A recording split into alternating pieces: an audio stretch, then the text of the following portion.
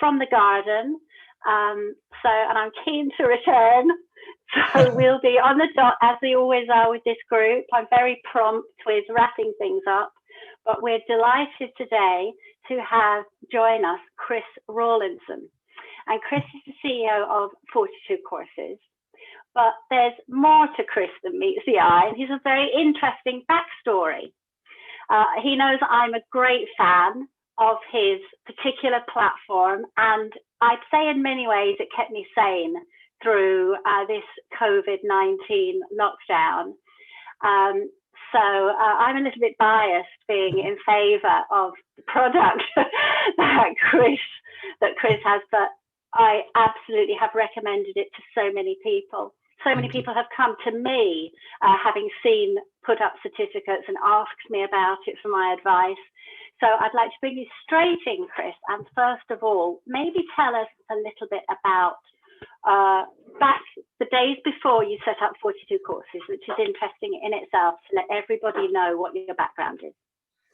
Sure, and thank you so much for the kind words, and your support means the world to me and our team. So we're all huge fans. I think you're the #1 learner in Ireland as well, if I remember rightly. So bravo, congratulations. Yeah, and thank you all for taking time out to come in today as well. I really appreciate it. Yeah, so I mean, the way that I got here is sort of a little bit of a weird route, I guess. I'll give you a really brief backstory. I've always loved learning, but I'm massively dyslexic, so I always really struggled at school.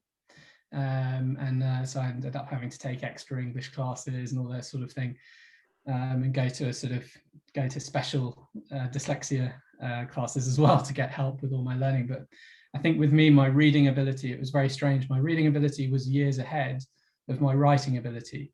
And I think that's why I struggled. So the things that I would typically do, and I still have to do, I normally have to read things several times before I can actually get it to properly seep into my head. But I've always loved learning. I've just never enjoyed traditional academic learning. So I actually never ended up going to university. Instead, I was lucky enough to sort of be able to travel the world a bit. And then I promised my parents that if I didn't go to university, that I would start a job right away. They didn't want me to be lazy. And so I started a job right away selling hi-fis and TVs, and that sort of, I managed through a lucky break to get into a company in London selling intelligent homes at the very early days of smart homes to people like Sting and Madonna and Terry Gilliam. So these sort of big celebrities all over the world, which was great fun. And ended up running a little division for this company. And then I thought, but I was sort of 23, I think, at the time. I've just turned 40 now. So when I was 23, I felt the same age as I am now. And that scared me a lot. So I quit the next day without telling anyone. And my parents were mad at me for not telling them. And instead decided I was going to get a commercial pilot's license because I've always wanted to fly. So I used all the money I'd saved working to get a commercial pilot's license, flew for a little while, moved to South Africa, didn't know anyone there, but it looked like it was sunny and better weather than the UK. So I went there and had a great time. And then ended up realizing that once you've got your commercial pilot's license, I don't know whether anyone has ever heard this, but it's kind of a bit like a glorified taxi driver. You know, it's lovely. It's the best office view in the world, but it's quite monotonous. You know, you can't do anything too fun when you've got passengers in the back of your plane. So I found that quite boring too. And then ended up helping to start a vineyard. And that got me into this kind of world of the internet and digital marketing. Because even though I had no marketing experience, I'd started a WordPress blog. And actually with a friend of mine, we started the first ever WordCamp. So WordPress, if anyone doesn't know, is the world's largest blogging platform. It's started by a chap called Matt Mullenweg. And so with Matt, we actually flew him over to Cape Town, and we had the first ever global WordCamp with him. And some of you may have seen companies called Woo Themes. That was at that meeting, I introduced him to a guy called another Chris, who started Woo Themes, which then became WooCommerce. So anyway, always loved technology and gadgets, and the sort of this, I don't know, anyway, I'll fast forward a bit more because it's a long, boring story. It's all over the place. The wine farm, through the digital marketing stuff that we did, which was mostly through blogging, became very successful. And so I started getting a whole load of advertising agencies phoning and saying, how have you grown your brand? Because we were selling wine to the US and the UK, and so quite big Western markets, even though we're a tiny wine farm in the middle of nowhere in South Africa. And so with a friend of mine, we created I think it was one of the first kind of digital marketing courses, and we ran it out of the graduate school of the University of Cape Town. So it was quite fun. I ended up, even though I never went to university, I ended up teaching a graduate class at the University of Cape Town, which was great fun, to lots of sort of execs from Coca-Cola and Unilever. And I think they loved it because, and the course was probably quite fun, but also they got to go to Cape Town, which is beautiful. And then from there, someone from Ogilvy, which is a bigger agency, asked if I could create a sort of an upskilling course for their agency. This was around kind of, I guess, 2010.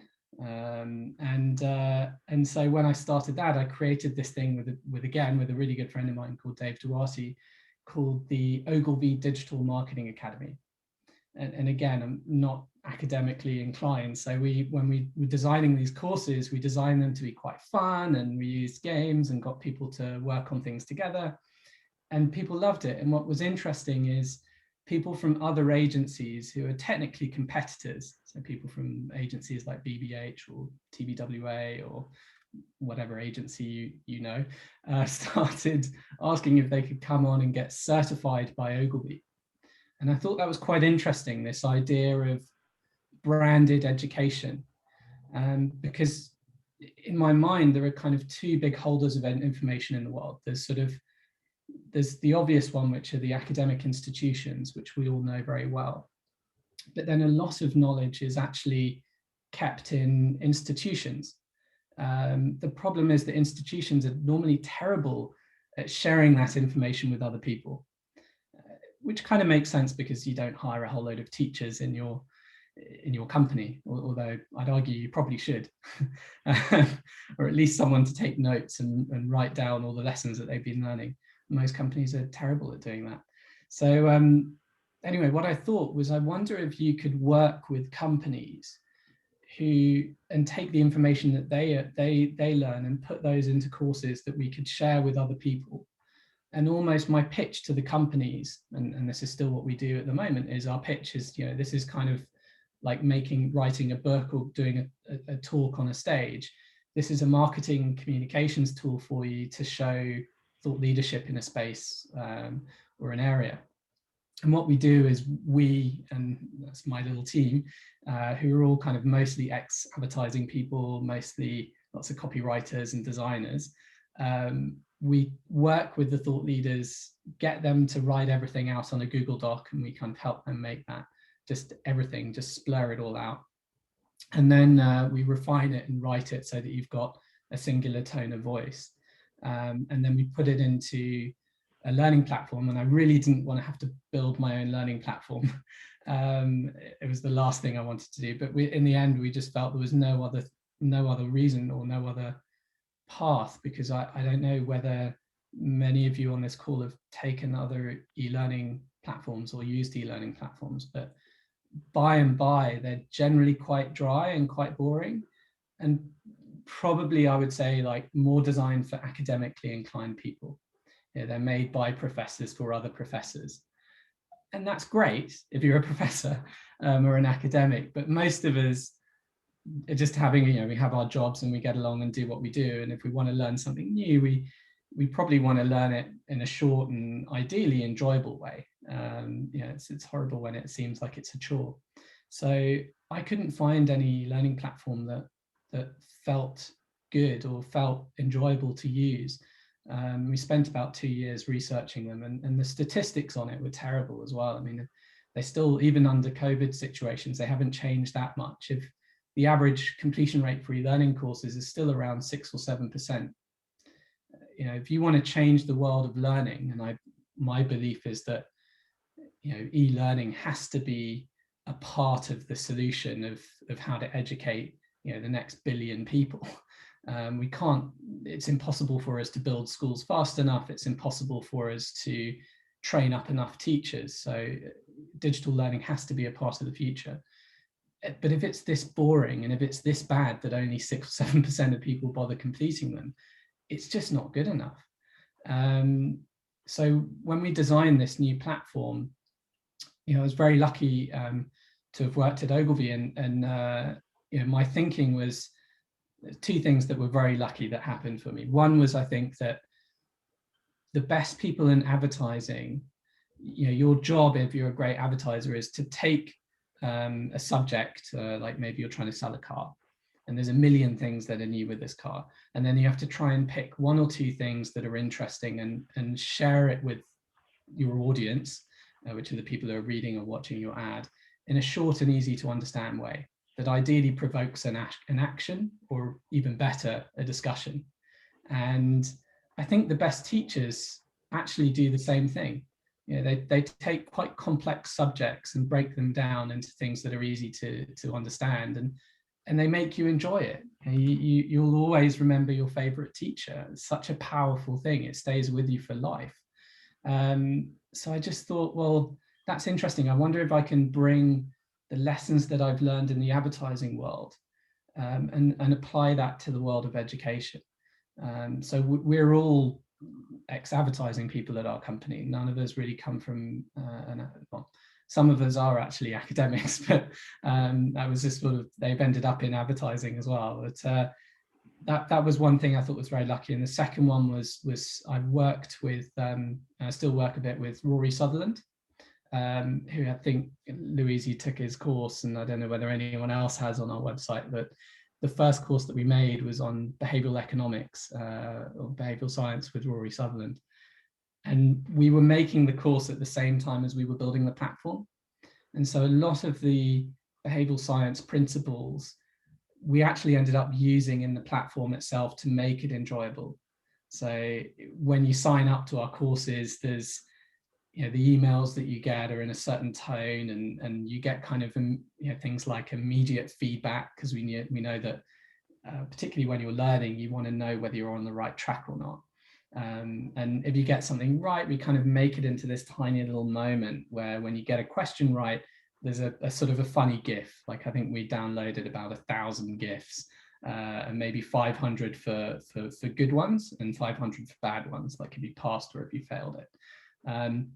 And then we show those immediately. So, and then the other thing that we did was sort of break up the learning and stuff. But yeah, anyway, all of these things have resulted in us, or in what is now 42 courses.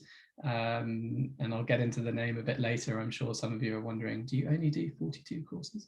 But yeah, into what we know as 42 courses. And the nice thing is that our completion rates have been through the roof. So our completion rates on average are between 70 to 80%. It kind of fluctuates a little bit week by week, but it's a lot higher than the global average. To be totally honest, if you're those, when I was telling you about the average 6 or 7%, that's across paid and unpaid e-learning courses. If you look at just paid, it does go up to about 25%, which I still think is really low. You know, because a lot of the courses are, you know, sometimes thousands of pounds, and people are still just quitting it. Literally, one of my best friends started a company called Get Smarter. I don't know whether anyone's heard of that. They got bought a year or two ago by one of the biggest e-learning companies. I think it's called 2U. And with them, they were always boasting like a 90+% completion rate. But when I was chatting to the guy who started it, the reason why they managed to get a 90+% was they hired a whole load of people in South Africa to pick up a phone and literally call you on every day if you didn't continue to do your learning.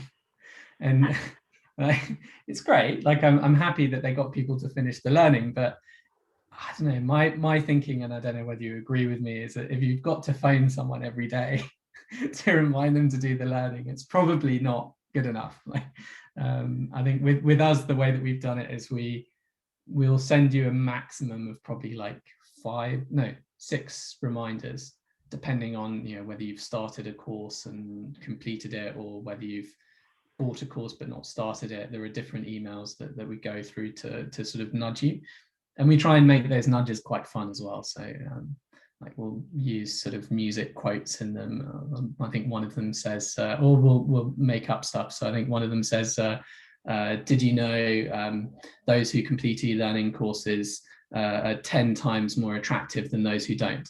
And then it says in little asterisks, and it says, you know, sort of 90% of facts are made up, but we're pretty sure this one isn't. You know, here's a link so you can go on and carry on your course. So we tried to bring these little moments of joy wherever we can, and our mission is really to make learning as enjoyable as playing your favorite game. We're getting there. We're not there quite yet. We're about to do some big updates to the website at the end of this month, just to make it a bit neater and faster. But yeah, sorry, I feel like I've spoken for hours and not. Fantastic, Chris. I'm laughing to myself because I think the last interview I saw you do was an interview with Rory, and as we all know, he's a consummate storyteller and probably needs about one prompt, and then he's off at a run. And I'm absolutely delighted, Chris, that absolutely, it's a fantastic story. I didn't know anything about that backstory, which is really interesting. And absolutely, every way in which you describe the course is exactly what I say to people when they ask me, which is that it is fun, and that it encourages you along because it has the little prompts, it has the gifts that pop up. You can just complete one page literally at a time if you fancy. Progress at your own rate. And so, as you say, it's very different to, I've done lots of different online courses, and it's very different from all of the others, and definitely has that feeling of learning with a fun element to it. At the start, I was writing half of them down, Chris. So at the very top of my list of the courses I've got here, your famous thing, you're a glitter bomb of glory. That always made me feel absolutely fantastic. I love that. And again, before you came to the screen, before we all gathered together, I'd got my book out with my notes here. And it's the first one I signed into, which was Behavioural Economics with Rory Sutherland. And it kind of makes me laugh looking back to it now, because I suppose, you know, you're talking here with a group of people who are, the good part of them, you know, very knowledgeable about behavioural science. And yet coming to that course was my first introduction to behavioural science. And yet they're all kind of a little bit they're almost sort of cliches now within its own sort of area. So it's lovely that it opens with the rational mind thinks it's the Oval Office, when in reality it's the press office. That quote, which is such a, you know, it's such a behavioural science quote, and anyone who's had, you know, dealings with Ogilvy know that they love to give that quote. So yeah, I was really looking at it quite affectionately, reading back over my notes again, which is absolutely lovely. So it's so interesting that you use the tools of behavioural science to add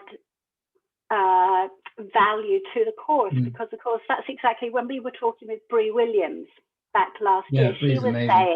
Bree was saying, oh, she realized that there's all these people in behavioral science, but they don't actually bring the practice to their own work, which is, you know, why she developed her style of video. So why do you think, Chris, that other learning platforms still follow this sort of very dry lecture style of learning, and others haven't sort of adopted this more fun way of learning? I have some theories. I mean, I'm not 100% sure, and every now and then we actually do get phone calls from competitors, I guess, you know, saying, "Oh, would you like a chat?" And my kind of belief is always that the more you share, the more you win. So I've always been very open. If anyone asks me, you know, what are some of the things that you think you're doing that seem to make a real difference, I'll share them with anyone.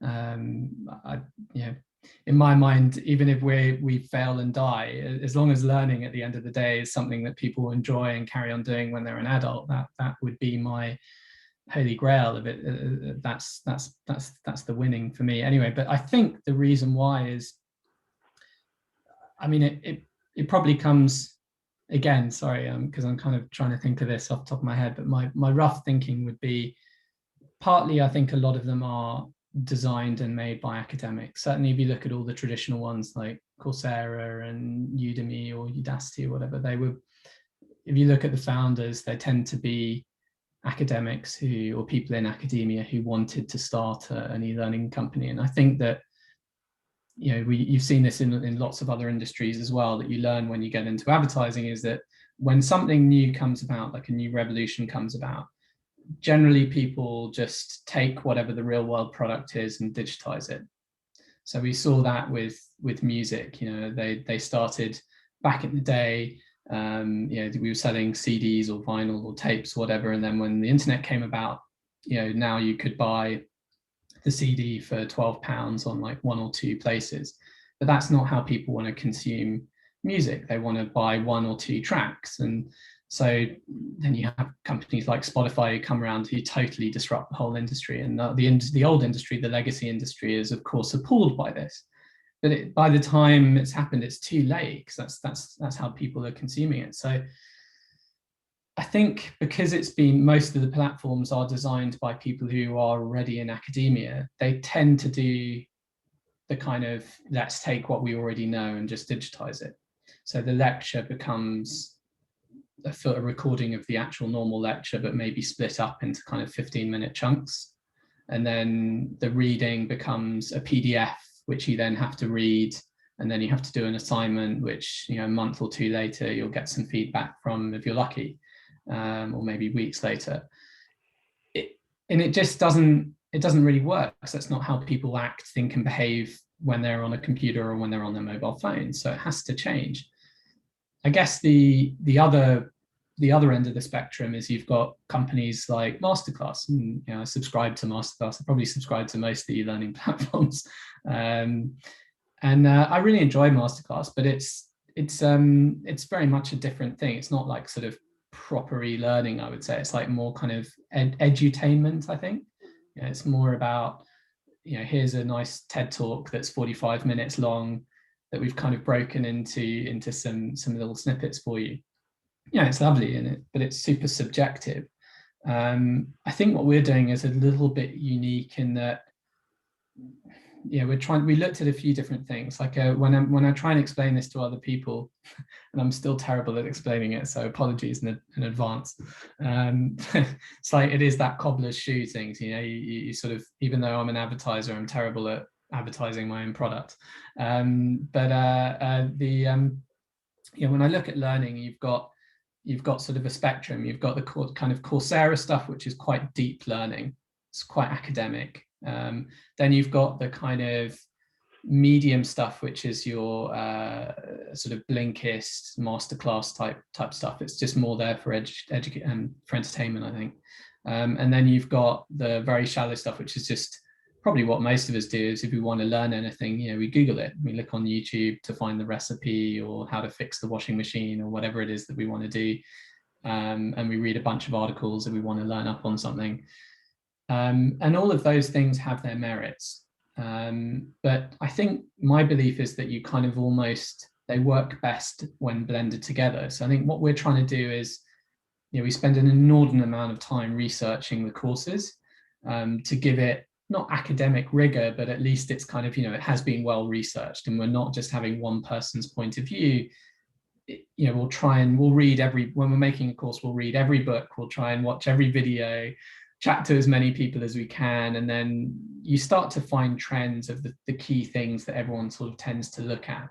And then we try and find the most interesting stories, and we put those down in the course. So you've got that kind of slightly the academic rigor, but then we try and make it also so that it's in bite-sized pieces. So Louise, you were saying, you know, it's quite nice that you can dip in and dip out of them. So that each lesson is a little kind of 15-minute bite-sized chunk. And you can dip in and dip out of these courses as you want. The average completion time is about 2 weeks. So most people who start a course, it takes them about 2 weeks to finish it. And then throughout the courses as well, you'll see there's hyperlinks for further reading. So we'll carefully choose links or videos to other places that allow you to kind of go down a rabbit hole if you want to, which is kind of the Google way of learning. So it's like, I don't know, that's kind of how we framed it, but I don't know whether that makes sense, but that's sort of where I am. Absolutely, Chris. And I always say to people, to me, the strength of the course, and it's interesting that you said this is how it came about with the branding. So you know that when you're doing a course, the people who you're going to be watching the videos of, the people whose stories are being told throughout it really are sort of like the creme de la creme in that area. You know, so you've got Sir John Hegarty, who's talking about creative leadership. I love the Happy Course. That's Mike Viking, and he is from the Happiness Research Institute in Denmark. So whichever area you go into, you know, Behavioural Science of Brands is Richard Shotton. Whichever area you go into, you're quite confident that this is one of the, you know, thought leaders in that area, which is a fantastic opportunity. You know, even if it's just seeing them in videos whilst you're in the course, you feel like they're talking to you.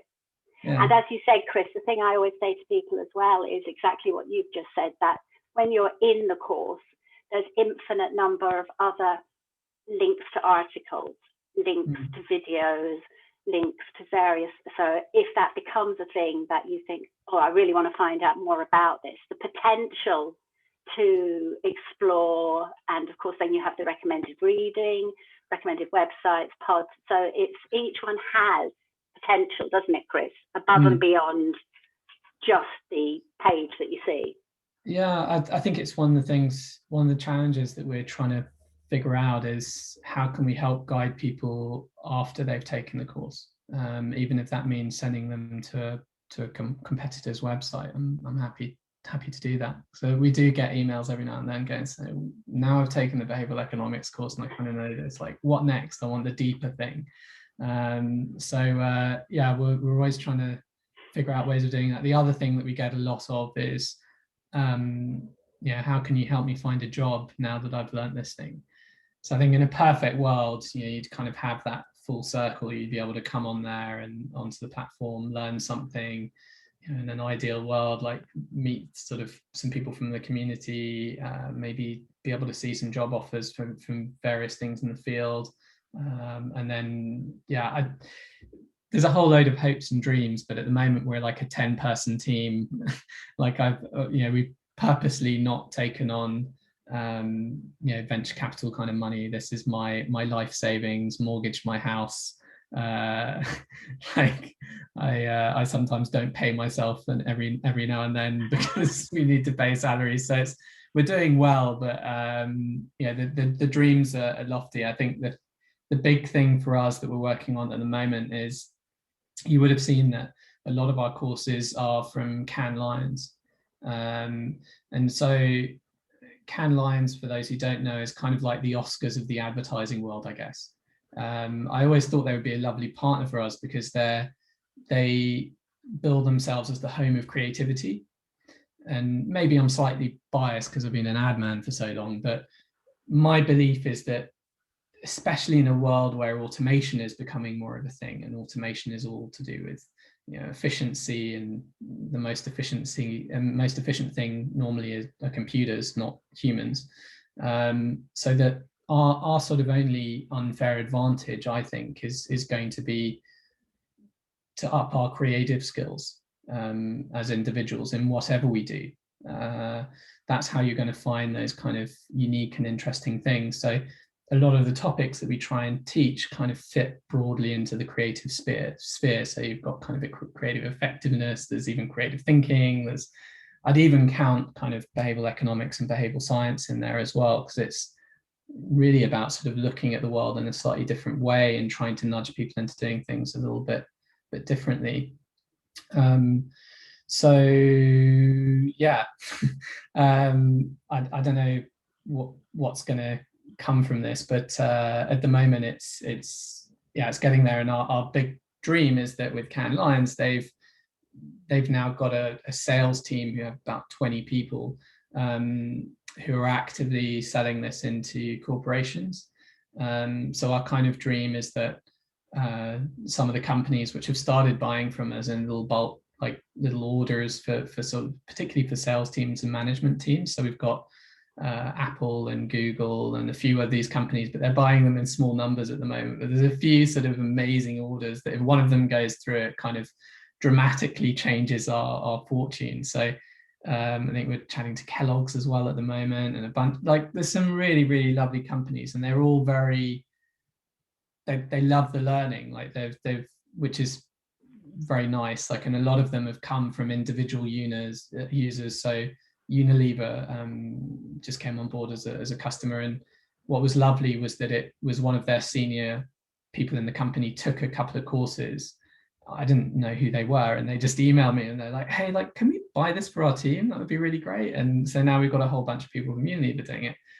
And what's lovely is that when those happen, most of the time they seem to be coming back as well and going, actually, can we add another 20 people or another 20 people? As soon as that starts happening, and it's kind of, we're starting to see it happening now, I think that changes what we can and can't do. At the moment, you know, we're not, again, I'm very happy to be open. Like, you know, we're sort of making profit, like maybe £3,000-4,000 a month, which means that we're very limited on what we can do and what we can build. You know, it's sort of, if I want to build like something big for the website, I have to save up for months and then hire some extra developers to come into it. So it's, you know, when you made a, you know, if or when let's say when when we make a nice sale to like a Universal Music or something like that, then it means that we can really ramp this up. We can, you know, hire more people to build more courses a little bit faster. We've all agreed as a team that we want to try and stay small. I think that's something's a value that's very important to us. Like, we don't want to make a million courses for on a million different things. We'll probably play into the name as well. So the reason why it's called 42 courses, by the way, is I couldn't find a URL that was available. I had loads of really nice names that I preferred than 42 courses. I actually don't really like the name 42 courses, but I couldn't find a URL that wasn't trademarked or was available that I liked. And a friend of mine, we were sitting actually at a bar in Cape Town. It was very lucky. And I was going, oh, guys, I can't think of a name for the company. And someone said, oh, what have you thought of numbers? Because their number URLs are often available. And I just suddenly thought, well, if it's a number, it's got to be 42, because The Hitchhiker's Guide to the Galaxy is one of my favorite sci-fi books. They build a supercomputer and they say, you know, what is the answer to life and the meaning of everything? And the answer is 42. So that's why it's called 42 courses. But we will probably play into the name. And I think when we get to 42 courses, and I think we're on 22 or something at the moment, about halfway there, we'll probably stop and just change them around. So at the moment, all the courses that we do, we update them each quarter. So we're not perfect at it, but we look at them on a month-to-month basis, and where things get changed or updated, we actually go into the courses and update them right away. And the way that we're kind of looking at which topics to pick is the World Economic Forum come up with a really cool thing every year. They come up with, I think it's the list of the top 10 skills that are most needed for the next 20 years. And so we look at that skills list, and then we try and pick topics that fit into those. Every single year, I think for the last 5 years, creativity has been either in number 1, 2, or 3. And I think, unsurprisingly, we're starting to see sort of well-being coming very high up the list as well, which is what you mentioned, the course with Mike Viking. He's, you know, New York Times literally called him Mr. Happiness. I think he's sold sort of 6 or 7 million books on happiness now. So, and he helps put together the World Happiness Report every year. He's, for the last few years, he's been a bit sad because he's from Denmark, and I think it's what is it? There's a country. It's not Sweden. The one above Sweden. Which one is it? Finland.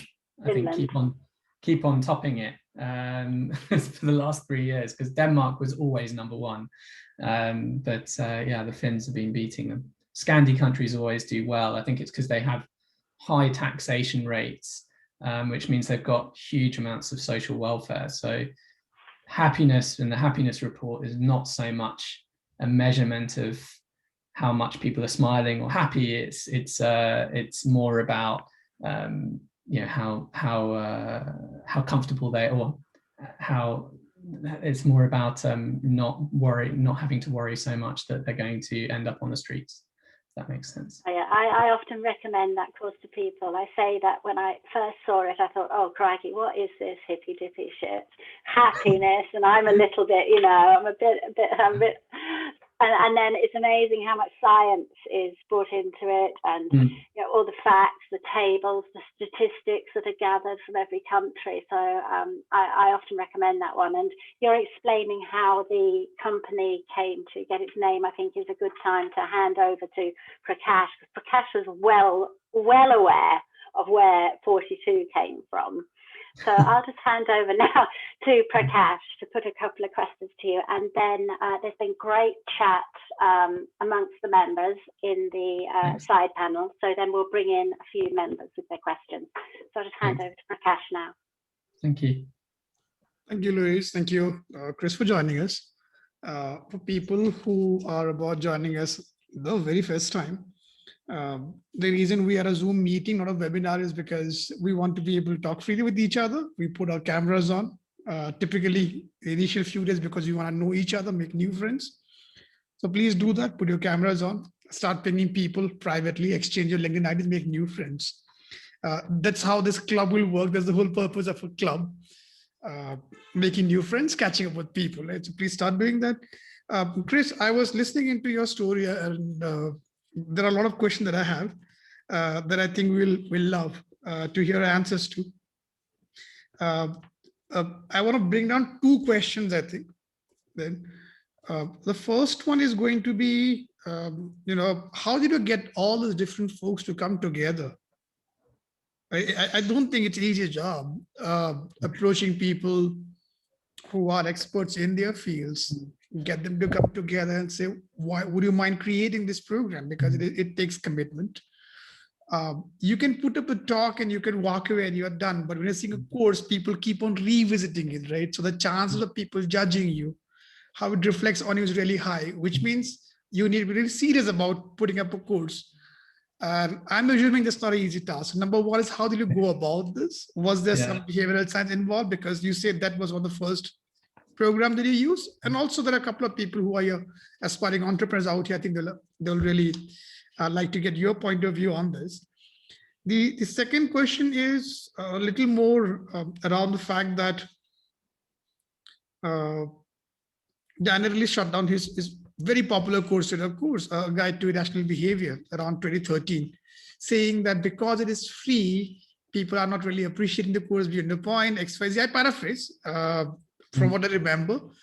And hence, it's not kind of, I think, get the kind of seat, although it was one of the most popular courses ever at that point of time.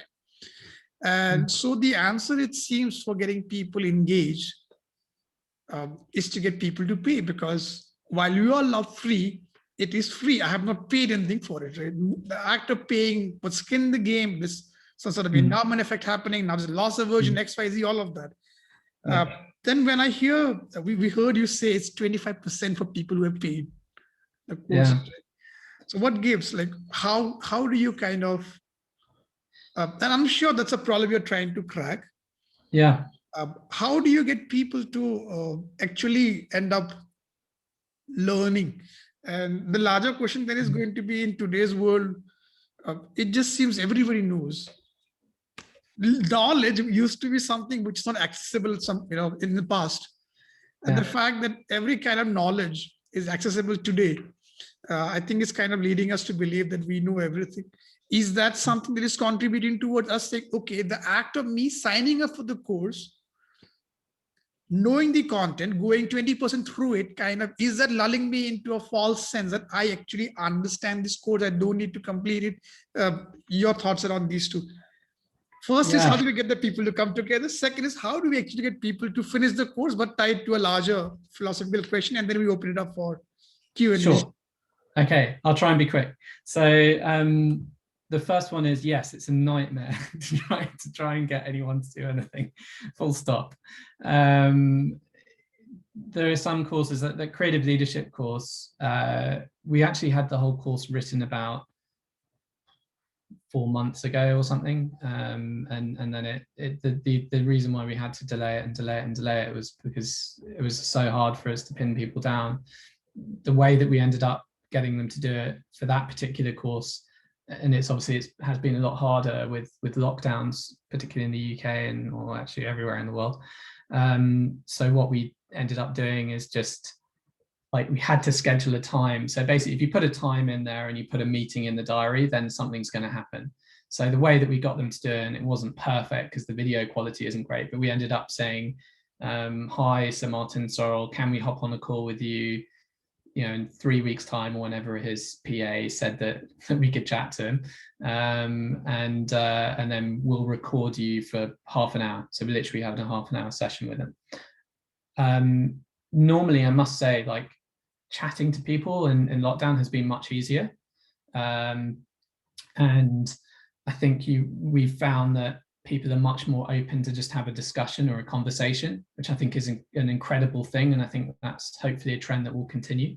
But yeah, I mean, when we started the company, if I go back to getting people to do this at the beginning, it was very hard. Rory is a very unique very unique person. I think most of you on this call know him.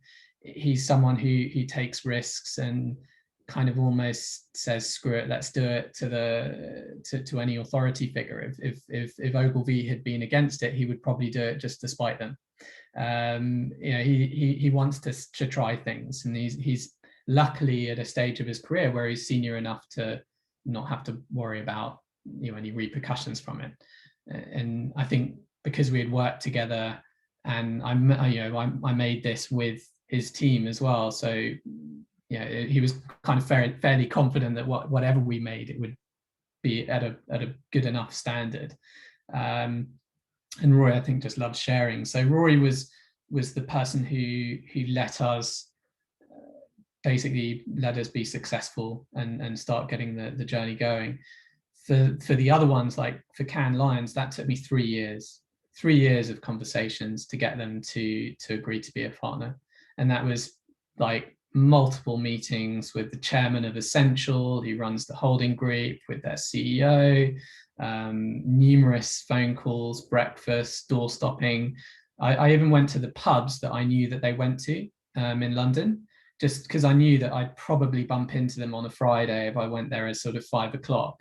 And then I'd be, oh, hi, how's it going? And I was lucky enough to know them, because I'd been to Lions and I've won some Lion awards from the advertising work that I did, but I didn't know them super well. So I just, you have to make relationships. I think it's sort of, if people are comfortable with you, then they'll take a risk. And the way that I got them to take a risk was I said, look, I'm not going to charge you anything to make this. So they had almost nothing to lose in a way. Like, they knew that we already had a couple of courses up that were doing well and people liked them. So the reputation was already a tick. And then any financial worry that they would have to have making it with us, I took that away and just said, we'll lump the cost to make it. And it costs us a considerable amount of money to make these courses. And it's interesting what you said about, it really leads nicely into your second question, which was about pricing of education. And I think you're absolutely right. I mean, Rory always says it's a Veblen good. The more you pay for it, the more you value it, which I think is very true. When I started the company, I actually wanted to sell these I wanted to make them really affordable. I think, having spent a lot of time in Africa, I realized, I helped create some entrepreneurship hubs in townships in outside Cape Town and Johannesburg, and was lucky enough at the time to know some people high up at brands like Microsoft, and they actually helped us sponsor entrepreneurship programs in townships, which was great. But I wanted to make the learning affordable for people anywhere. And so when we started selling the courses, we originally started selling them, I think, at 20 or 40 pounds. Like, it was There was nothing for a course. And we started getting emails back from learners saying this is way too cheap. Like the quality of learning and the level of learning just doesn't make sense. So then we upped it to £50, and people carried on emailing us saying this is way too cheap. Like, I can't believe that you're selling this for 50 quid. And so then I think we upped it to like 70 or 80 quid. And then I think we upped it to 90 recently as well. And yeah, it kind of works. And I mean, thank God they did tell me, because I'm not, I didn't start this to make a ton of money. I would have, otherwise I would have quadrupled the prices. But when I started doing lots of work with Cannes Lions, and again, the bad bit for me is numbers and figures, but they got me to work out how much it actually costs us to run a course. And if I look at the cost that it costs us to have a course running, because our courses aren't automated. We have actual real people who will really mark your answers. So when you're on our course and it says your answer has been marked by a real human, you'll see that it is actually one of us. That it ends up costing us, because of the real marking, probably about £30 to £40 just to run it before we've made any profit or given any revenue share to any other person. So yeah, the best thing for us that we've done recently is start those monthly subscriptions. That's made our business much more viable. I don't need to have a cry at the beginning of every month and go, I hope we make money to pay everyone, because you're much more confident that we know that every month we're probably going to get, I don't know, £10,000 worth of renewal sales, which will at least meet some of our basic costs, so that I don't need to worry about, do I need to take out a bigger mortgage? So, but yeah, education, definitely a Veblen good. The more you pay for it, the more you value it. I think you see that with traditional education as well. I think there's lots of courses that you can take at Harvard and Stanford that are no better, and in some cases probably worse than the courses that you could take at a local university, but you pay quadruple the price because it says Stanford or Harvard or Oxford or Cambridge on it. It's crazy. Thank you, Chris. I think also for sharing the reality, the struggles, the highs and lows of the life of an entrepreneur. Yeah. And for many of us, it just seems the moment we say an entrepreneur, we straight up look at a Mark Zuckerberg or a Elon Musk, and I think they kind of dominate the airwaves way too much for us to have a realistic idea of what the entrepreneur's world really is. So thank you for sharing those stories with us. Louise, we need to open it up for Q&A. There are a lot of questions out there, and please help us with the process here. Thanks, Prakash. Thanks, Chris. And yeah, as you say, I've just finished reading Phil Knight's Shoe Dog. So and good. That really is a true image of the messy business of how the company ever got off the ground is still quite a mystery to me. But yeah, there's a great chat in the side, and I'm going to read a few bits, and I've taken a few notes, so I'll put them in the thread afterwards. But Tony is recommending A Mind for Numbers by Barbara Oakley, a good book on design materials, so it's more easily learnt. Prakash, they're learning how to learn. Absolutely, Prakash. The Art of Learning. And Kathleen's there saying she's doing an online course that desperately needs a redesign. And lots of chat about the different sort of Coursera classes that people have done. And you're absolutely right, you dip in and out of them and it doesn't quite drive you on as your course does. So that's the thing I think that everyone's realizing is very different with online learning. It's a big shake-up. Holly, sorry, Chris. What was, just really quickly, what was the book that I need to read on the numbers? Oh yeah, A Mind for Numbers by Barbara Oakley. I'll put it in the thread afterwards. Thank you. Yeah. So Holly's got quite an interesting question there. Would you like to share your question, Holly, about the variety? Holly's a teacher herself, Chris. So in terms of catering for different learning, I think that interests you, Holly.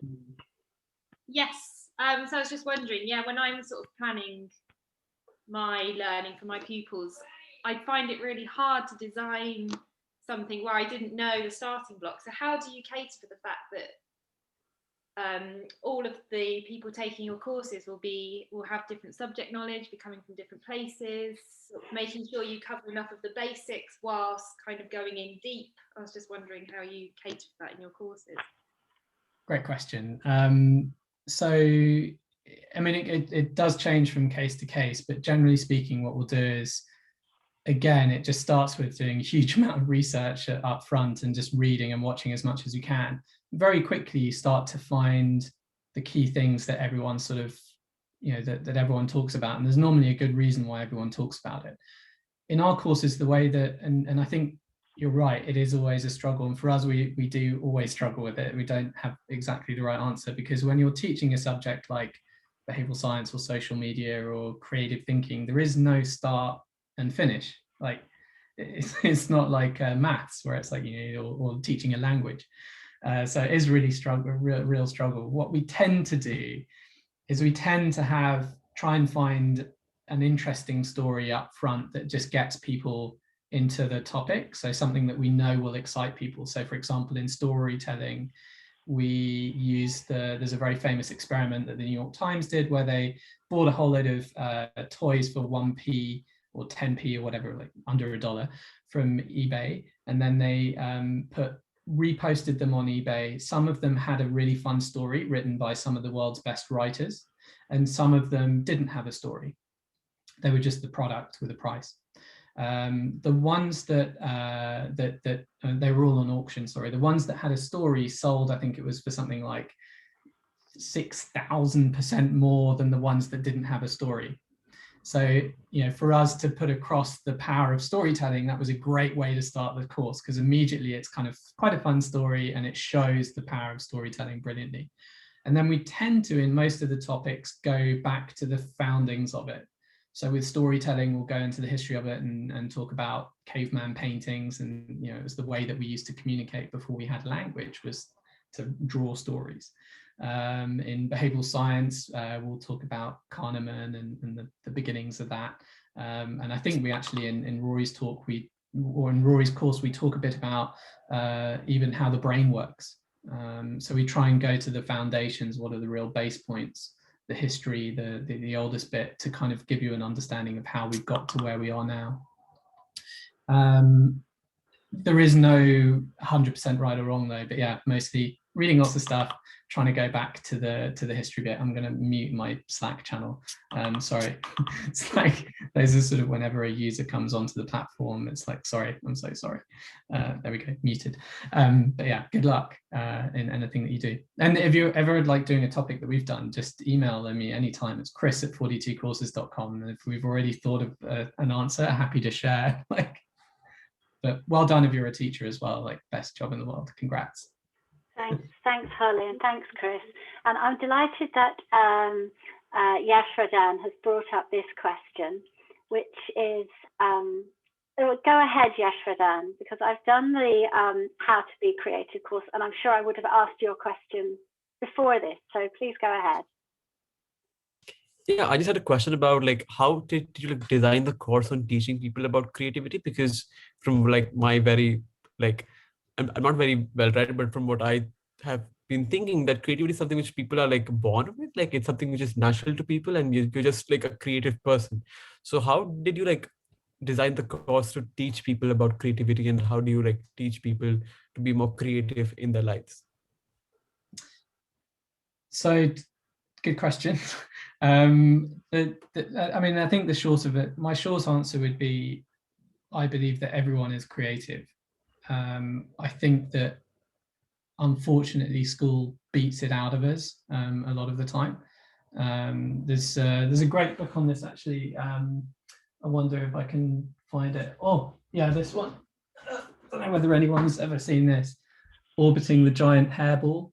It's a really fun book on creativity. But he one of the stories that he tells is about when he goes in to help teach kids about creativity, and he says that when he goes in and teaches kids who are very young, like when they're sort of 8, 9 or 5 or whatever, and he says, who of you here is creative? Like everyone puts their hand up, but then the older the children get, less hands pop up. Like by the time you get to sort of teens, it's like one person's like putting their hand up and sort of, which is really sad to see. So I do think everyone's creative, and it's definitely a skill that you can, orbiting the giant herbal, great one. It's definitely a skill that you can learn. I think it's like anything else. It's a brain muscle that you can build, and it doesn't mean that. And there's definitely a process for it as well, I think. And we go through it all in the course, and I'm definitely not going to do it when we've got 5 minutes left on a call, because I could talk about that for an hour. But even if you don't take the course, if you go and have a look at the outline, there is kind of a general process you need to do, and there are lots of different little tricks and workshops that you can take in order to try and come up with different creative ideas. And I would be very confident that even if you didn't count yourself as a creative person, if you followed through some of those mechanics, you would definitely come up with interesting ideas that you wouldn't have come up with before. But yeah, good luck in that. And I know my fiance thinks that she's the least creative person in the world, but every now and then she'll come up with an incredible idea. So I think it's just something you've got to practice, and I think it's often those games that you can play. Like, one of my favorite one is to come up with what's the worst thing we could do if we wanted to make this happen. Like, if you were trying to come up with ideas of how customer service could be improved for Volkswagen, what's the worst thing you could do? Well, maybe we get like the cleaning staff to answer all the sales phone calls. And then normally when you start doing that thing, you find that even in the worst ideas, there is sometimes something genius that you can take out of it. So you probably don't want the cleaning crew to answer the sales customer support team, but the idea of them being very genuine probably has some merit to it. So you find there are all sorts of tools and tips that you can use. And I think if you just practice it, you'll get better at it. But good luck with that. Thank you. Thanks, Yashodhan. That was a great question, and certainly one I would have asked myself. And as Chris says, fear of failure, judgment of others. There's a great quote at the start of the course that I wrote down. Hemingway said, "The first draft of anything is shit." So if Hemingway thought his work was bad, then I think we've all got potential to improve. I think we've got time for possibly just one more question. Joanne, I'm going to just bring you in. You asked about possible sort of research, or looking into why things didn't work. Would you like to put your question to Chris? Yeah, Chris, I've really enjoyed your talk this afternoon. You've inspired me to think more creatively, definitely. But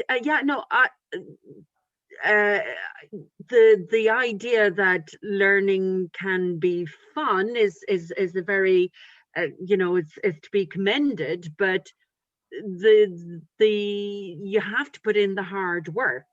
100%. And like, as humans, we've got, we don't like hard work. It's especially cognitively heavy load, because there's so many other things. I mean, we try and withdraw from it as much as we can. So I'm just, and then that was just my thoughts on it. And the other thing was, what is there scientific research behind this extraordinary failure rate of online learning? I mean, that is some figure to the whole thing. I suppose you're so motivated when you start a course. I'm going to do this, I'm going to get the best results, and then it's like, oh God, how am I going to keep this motivation up?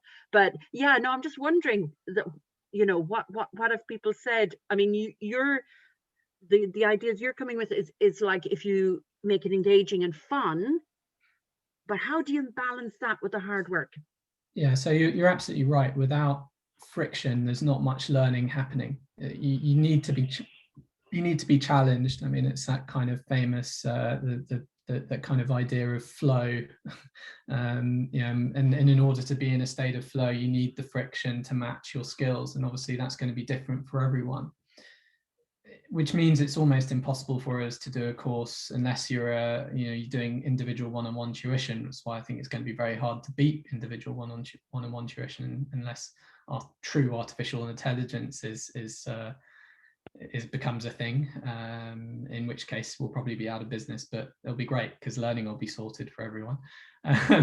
But the way that we try and do it is we use a lot of principles from gamification to make it sort of progress a little bit. Again, incredibly hard when you're teaching a normal subject because it's not a linear path. Like when if you're teaching people how to code, or if you're teaching a language, again, there's a very clear start point and a very clear end point. When you're teaching a topic like creative leadership, it's incredibly hard because there is no clear start and end point again. So your difficulty level can't just get higher as you go on. And also when when you've got to teach a subject like that, our courses probably last around 6 to 8 hours if you really went through it all. And so what we try and do is we start off with stuff that's relatively straightforward and easy to get you into it so that you feel like you've made progress. And we try and show that you've made progress as well by showing it quite clearly in the progress bar. And then once you're a few lessons in, then we start to ask you things that will make you think.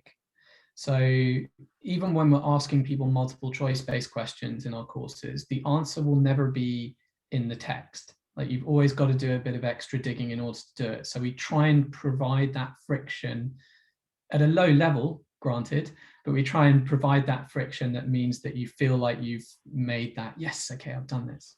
And then as you go forward, you'll find that there are some things that are a bit heavier. So for example, in strategy will make you actually do a whole briefing template. You have to fill the whole thing out. Now, that's quite, that's quite a tough thing to do. But then, maybe the next question will be a little bit easier. So we try and vary it as you go through and roughly do it chapter by chapter, because we do know that, again, as I said, people will dip in and dip out of it over 2 weeks. So essentially, if they've stopped it after a day or after a session, they go back to it 2 days later, you can't immediately start on a hard question again, or ideally you wouldn't. Sometimes it'll happen, but we know that most people have a break point at the end of a chapter. So we try and do it chapter by chapter, like the first lesson's normally a little bit easier and then gets harder as you go along. We're not perfect at it by far. And you're absolutely right, you need that friction. But I think there's ways to do it where it's not just a big slog. And I think that's the problem with what most big e-learning courses do. It is a big slog from the beginning. Immediately, it's like, here's a whole load of writing, and it's quite serious. Like Louise was sharing some of the quotes, like, you'll notice that we don't hold back on the language. And that's for a purpose. It's to try and make it more human, a bit more real. We're not, I'm not glorifying swearing or anything, but some of the people who do the teaching don't care that much about it. Like Cindy Gallop is a great person. I don't know whether anyone's ever seen Cindy. If you haven't read or watched anything from Cindy Gallop, please do. She's brilliant. But she was wearing a jumper, I think, in one of our course videos that says, "Just fucking pay me," or something else like.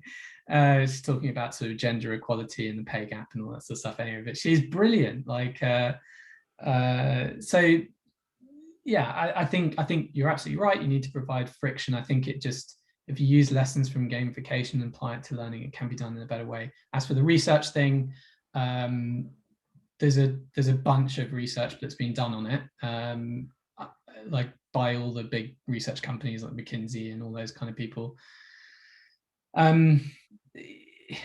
It doesn't normally, there's not one easy point of why people finish, but yeah, I mean, boredom and not making it very interesting is definitely one of the things that comes up time and time again.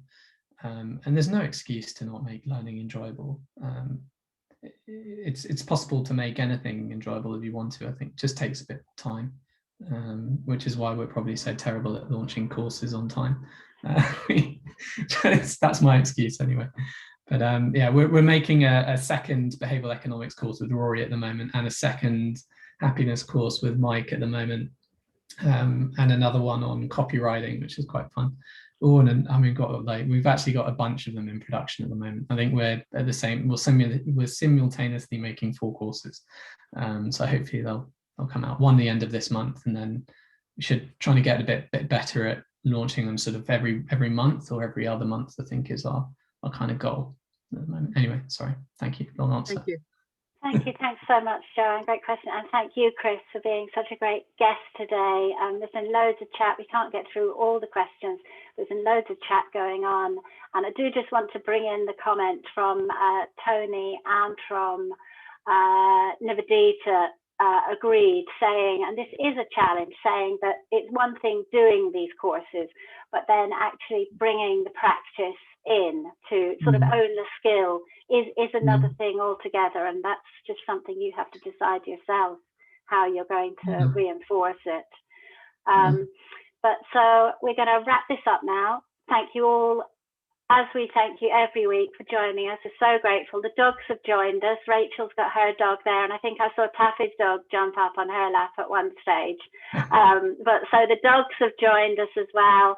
And we're going to wrap up now, and thank you all for joining us on your Saturdays. We're always grateful. Look forward to seeing you next week. Thank you to Chris. I'll just tell you who's joining us next week.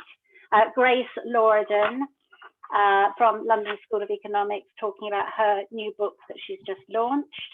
So I'll just hand over to Prakash to close the event, and thank you all for joining us again, and thank you, Chris. Thanks. Thank you all. Thanks, Louise. Thanks, Chris. Very, very thank you. You were very open about the journey. It's typically when we're talking and all, the human tendency to kind of show what you call, you're from the ad world, the edits, right? You want to edit on the table and then put up a good story. What I missed was, I mean, there was a year where I actually ended up getting stage 3 cancer as well when I was making this. So yeah, really, I mean, it literally had a negative impact on my health. There was a year where I was, yeah, I think it was a huge wake up call to me. I ended up not sleeping. I was trying to work all the time, and I'm generally a positive person, like you may come across in the call. I'm definitely more of a rainbows and unicorns person, but yeah, I mean, it was a real struggle for a few years, and I think, I mean, it only took a global pandemic for us to become an overnight success. But thankfully, actually, after a lot of lessons from the courses, like particularly learning about sleep and learning about happiness, yeah, I'm a great believer in the power of positivity. So I've been in remission now for 1.5 years, which I'm very grateful for. Touch wood, all the good things. Starting this has been a heck of a journey. I wouldn't change it for the world. I think I've learned so much, and it's grown me as a person. Yeah, it definitely isn't easy. It's all encompassing, but in a lovely way as well. Thank you for inspiring us all. Stay safe and take care. Thanks. Everybody else, mask up till you get your shots. Yeah. Vaccine shots. Yeah. Thanks, everybody. And if anyone has any questions about any of the courses, if they're thinking they'd like to do one or not sure which might be best for them, drop me a message anytime. Happy to share anything that I've learned personally from them. And thank you again, Chris. We'll see you all next week. Awesome. Bye. Bye now. Bye. Thanks, Chris.